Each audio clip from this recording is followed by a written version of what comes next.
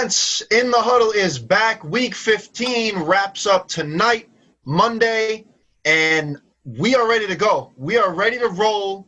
I'm Kenny C. Alongside me, per usual, is the real Leo, Cam Jones, a.k.a. Coach Mello, and Zach Kroll. How we doing, guys? I'm doing good, man. I'm doing good. We just wrapped up an interview with Lake Lewis Jr. that will be dropping later on in the week. And you know what, man? I'm just ready to keep this show rolling and talk these sports with y'all fellas tonight. Man, just want to say happy Monday to you all. Guys, we're already in week 15. In a few more weeks, we're going to be in the playoff. Just want to say, man, let's talk football tonight, gentlemen. Let's get it.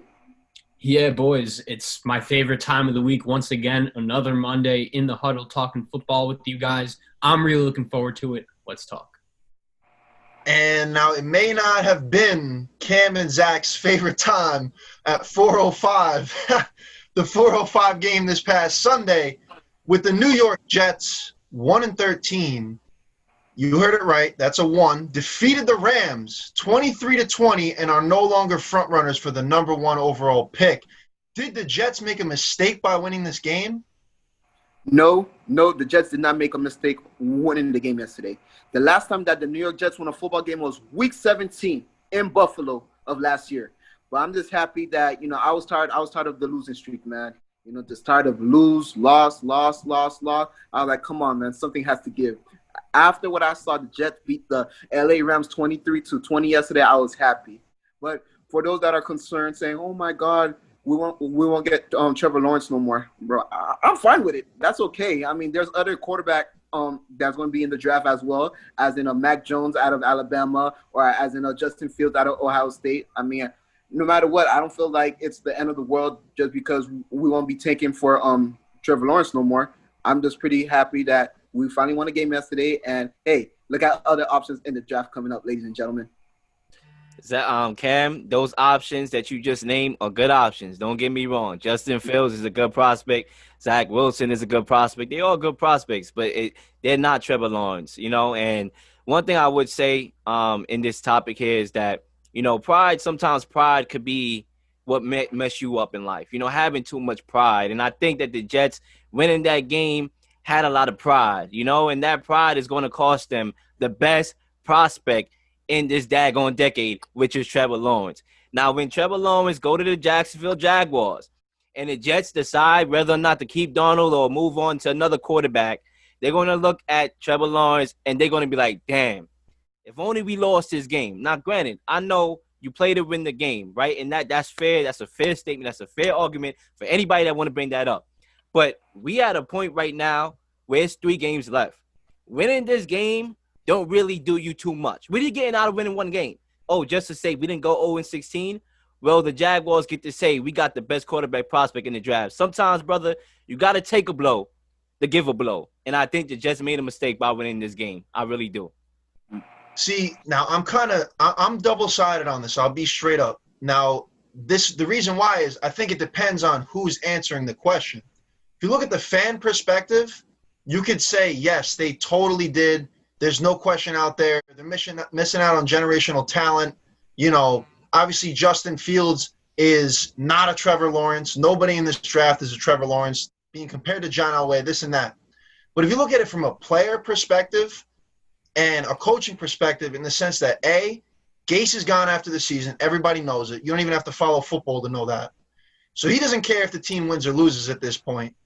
And B, pretty much every player on this team, with the exception of a few, is playing to further bolster their tape, because at the end of the season, with the way the team has been and the way they've played as a whole, they very well could be released, replaced, and looking for a new team to play for. A quote that puts my take here into complete perspective and sums it up perfectly is Miles Jack on the Jaguars. He said, "We're fighting for our jobs. We're fighting for our livelihoods. The NFL doesn't pay losers. It pays winners." So at the end of the day, these players are playing for the paycheck. You look at the Jaguars. Of course they'd want Trevor Lawrence. But look at the way they've played this season. There's many instances where it doesn't look like they're tanking for Trevor, a.k.a. beating the Colts in the home opener, narrowly losing to the Titans, the Packers, the Browns, the Vikings. Put up a fight in all those games and damn near almost won those games. So from a player perspective, I don't think they're going to this game to lose. They're playing to win. Sam Darnold, he knows he's most likely done, so he's trying to play to his best ability to get traded somewhere else and have a job. I'll say this. I think one thing when you look at this whole situation is when we do this show, we all know how passionate fans we are. And it's just an unprecedented situation for me, to be honest. I put so much time and so much, blood, sweat, and tears into the Jets, into football. I know you guys do the same with your respective teams. And it just feels wrong rooting against your team. Like, I'm not going to lie. It sucks. Like straight up. Like, I agree. Trevor Lawrence is a once-in-a-generation type prospect. He is the best quarterback prospect I've ever seen. But as Cam said, I didn't want this team to go 0-16. That's embarrassing. I don't want anything to do with that. I don't want a team full of losers. And we know Adam Gase is a horrible coach. As Kenny C said, he's going to be gone. And I agree with Kenny C 1,000%. If you're the third-string corner on an 0-16 team, are you going to have a job next year? Because it's going to be very hard for you to have a job next year if that's the case. And these guys are literally earning a living. Half of the Jet team won't be here if Trevor Lawrence does come. Same thing with the coaching staff. And Kenny C said Darnold is definitely gone. I mean, I'll say this. If the Jets could bring in a coach that they believe in, could get the job done, look at so many other teams around the league. Ryan Tannehill was in a bad offense in Miami, goes to Tennessee, turns it around. We've seen so many other quarterbacks in that same situation. And Sam Darnold, look at Baker Mayfield. The last 3 years, he's been in 3 different offensive systems. And, of course, Kevin Stefanski gets there, finally has some stability. He's balling out. I don't think Sam Darnold is that far off from that if you put some weapons around him, if you give him some proper coaching. So is Trevor Lawrence going to be great? Yeah, probably. But at the same time, I'm not going to go and be mad at my team for winning a game. You see, Zach and Cam, I'm not in your position. You feel me? Because I'm not a Jets fan by any means. You see Tom Brady here on my wall. Matter of fact, we move to this way. You see Tom Brady here on my wall. We own y'all. I'm lucky. I'm blessed with championships, right? I'm spoiled. I'm a spoiled brat. All right. Tom Brady gave me 6 daggone rings and maybe gave me 1 more before he retired. Okay. But I'm looking at this from an outsider's perspective. So maybe, yeah, you want your team to win. But me, I'm looking at it differently because I'm not a Jets fan. And I'm saying to myself, what makes sense for the Jets long term? You get a generational talent that can instantly. Now, don't get me wrong. You still got to play your part. Play your part, my brother. Play your part. You still got to, use those assets that you got out of the Jamal Adams trade and make it happen. But once you have generational talent like Trevor Lawrence, you have to capitalize on it. You think the Bears are not tired of hearing the fact that they passed on Pat Mahomes for Mitch Trubisky or even Deshaun Watson, who they should have took ahead of Mitch Trubisky? That's going to follow them for the rest of that franchise unless they win a daggone Super Bowl. With the Jets, if they keep Darnold, who I'm not a fan of, if they go with Justin Fields or Zach Wilson and it's not their guy and Trevor Lawrence is out there balling and being that superstar that we think he's going to be, that's going to stay with the Jets over some short-term pride. Well, let me ask you this. If your team was in this situation, and I know you said, it's kind of hard for me from an outsider's perspective to look at this, but if you were in this situation, how would you as a fan want to handle it? Because, actually, I'm sorry. Let me ask Kenny C because, Will, you're more of you root for a player, not a team. Kenny C, if you were in this situation, how would you view this? He just honestly, threw the ultimate shot at me, but it's all good. I didn't mean it like that. I'm sorry. I'd say I'm on board with you guys. Like Leo, I've been blessed with the fact that the Packers have been able to make the playoffs pretty much every year that I've been a fan, say give it 1 or 2. So if I was put in that position where I'm a team this bad, I want to see a damn win. I want to see a damn win out of this team. At the end of the day, if you're rooting for your team to lose, like Mekhi Becton sent shots out, you're not a true fan if you're rooting for your team to lose. And like I said, before, in terms of the whole overview of the team, everybody outside of Douglas and the upper management doesn't give a damn what this team does with the draft because they know they're going to be gone. But now that segues into what should the Jets do, given the fact... Hold up real quickly. Yes. Well, I'm going to answer that question for you, Kennedy. Hold up real quickly. All right, 1 second, Cam. I just want to say this. It's not a rebuttal. I'm just mentioning this statement. Merry Christmas to the Jacksonville Jaguars. You just got you the biggest draft prospect ever, like almost ever, like in the last decade at least. And the mayor feels that way too, because the mayor made a quote too. The New York freaking Jets delivered an early Christmas present to Jacksonville today. Seriously, the Jets could be a defining moment for our ball club. See you at the draft, baby. See you at the draft. That's the mayor of Jacksonville. And given that, right now, Jacksonville has a 74% chance to land that pick. That being said, it's going to be tough. The Jets need to lose out. They need to have the Jags win one. If the Jets do, in fact, stay where they are, they get the number 2 pick, what should they do with this? With the number 2 pick, like I said, there's other options. You have a Mac Jones out of Alabama. You have Justin Fields. You get what I mean? I'm not totally sold on the BYU quarterback and Wilson. I'm not sold on him. What about Kyle Trask? Huh? Not sold on him. Oh, you talking about the quarterback out of Florida? He's okay. Put up a fight. Okay. He did put up a fight against Alabama. I give him that. But I prefer like a Mac Jones solely because, he comes from a Nick Saban system.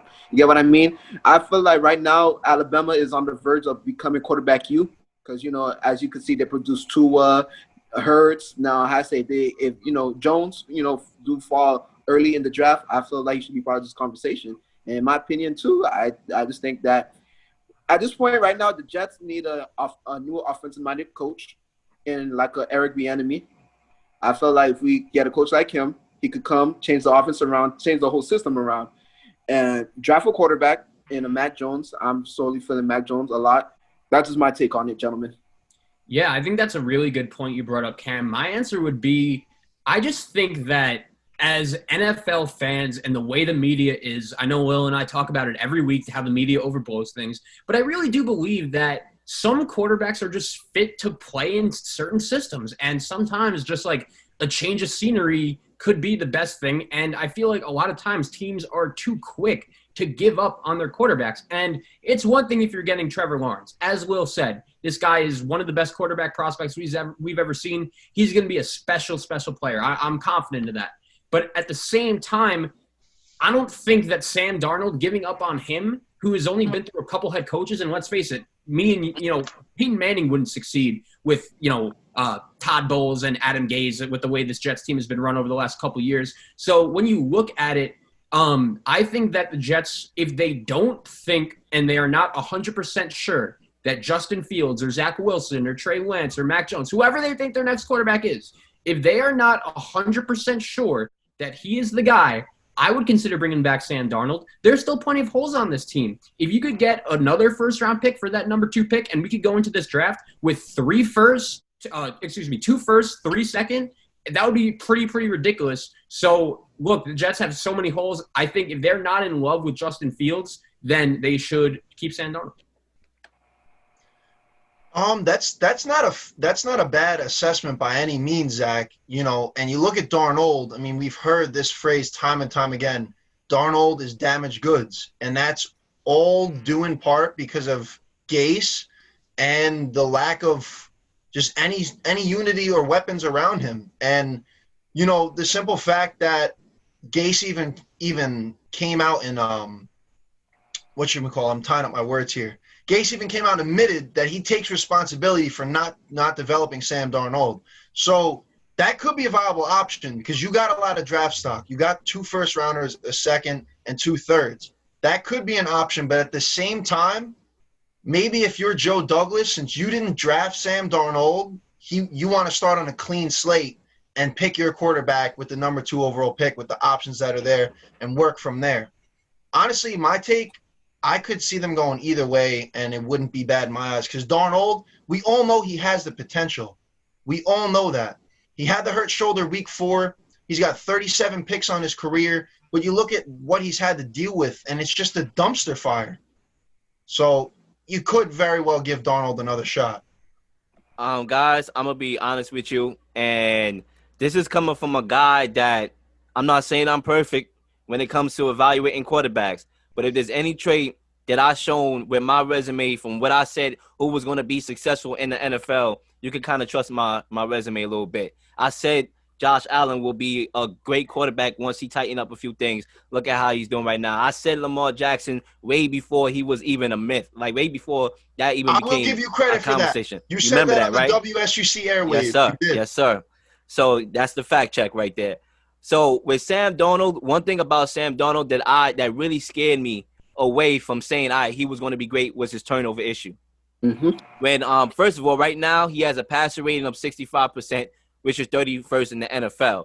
Now, granted, are we going to forget that I know this guy's a little bit more experienced, but Joe Flacco came out a couple games and got the offense moving. Sam Darnold, there's a couple plays, there's a couple times in the plays where I'm like, all right, I see something.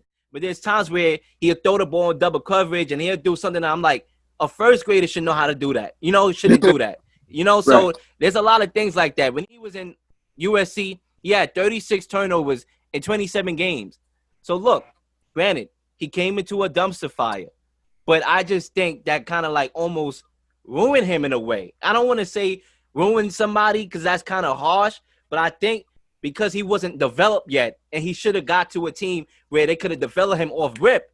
Now that he went to the Jets, with all this going on about his job and this and that, that's going to be added pressure next year for him if he stays to try to win, and he may force something because it's like, we kept you when we could have moved on from you. So you know how much pressure that's going to be in the New York market? I don't know if he's ready for that. I think, he kind of got a raw deal in a way by being on the Jets because they couldn't develop him. So I'm not taking my chances on him.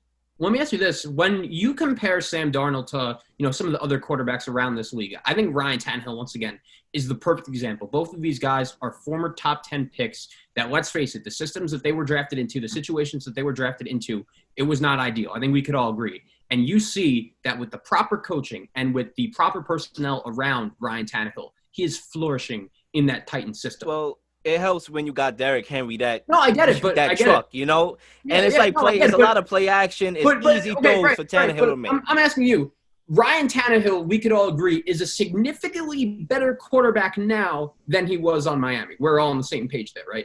Yeah, I mean Miami was a dumpster fire too. So Right, I mean exactly. I know what you're saying about the Jets, but I just don't think. I think the Jets at this position, when you have the number 2 pick, I think when you have a lot of talented quarterbacks with that pick, I think you should use it. What if when you're Joe Douglas, if you don't love them, then you will have to stay with Sam Darnold, I would assume. But let's see. I think both guys are good. What is there not to love? I mean, other than the fact that Justin Fields lately have been struggling, I'll give you that. And his pocket presence, I think he needs to get rid of the ball instead of holding it a little bit too much. That's one thing I would say about him. But he still has a strong arm. He's very, very accurate. Right. Zach Wilson completed 70% of his passes, 30 touchdowns, only 3 interceptions. What's there not to like about these two guys? I find that hard. I get it. I just think when you're looking at the quarterback situation right now, when you're looking at all the quarterbacks around the league, we know that not only do you need a quarterback to win, but when you take – Kenny C learned this lesson hard this past draft. When you take a quarterback in the first round, that is a pick that you are investing a lot in. And the more I look at it, if you're the Jets and you look at these quarterbacks, Justin Fields, whoever, you could say, well, give me all the stats you want, completion percentage, all this, all that. If the Jets and their personnel group look at all the quarterbacks out there and they just come to the conclusion, like, we don't necessarily think that there's a quarterback in this draft that we think could be the future of our squad. The Jets have so many holes that I think they could either trade the pick. I think they could either take the kid Sewell out of Oregon. I think that there's so get a weapon here. I got a rebuttal because with every success story, there's a fail story. You brought up Ryan Tannehill. I'll bring up Jimmy Garoppolo. The 49ers had an opportunity to move on for him this offseason. They kept him. He's in a great system. He ain't flourished. So with every success story, wherever there is a Tannehill, there's a Jimmy G. But even when he was hurt in that Super Bowl, brother, don't act like you ain't see it. The brother missed wide open throws. I would take that if I'm the Jets. I would take that. Nobody really had that much stock in him being like a game changer. He's more of a game manager, Garoppolo. He doesn't screw up. When he was in New England, people was like, I didn't hear that. Look, when he was in New England, he flourished well. When he got to San Fran, it's undoubted. It's undoubted that it definitely. Sometimes you just need a change of scenery. Sometimes if there's a relationship that's rocky, sometimes it's good to just go your separate ways. Like if you're in a rocky relationship, go ahead, bye, girl. Let me do my thing over here, and you do your thing. And sometimes it works out that way. Each of your perception of scenery is different because Zach's saying get a different scene for Darnold, and you're saying get a different scene with your quarterback. I just think it's too soon to give up on the guy. It's a mess. We can all agree. If one thing we can agree on this show with this topic, it's a mess.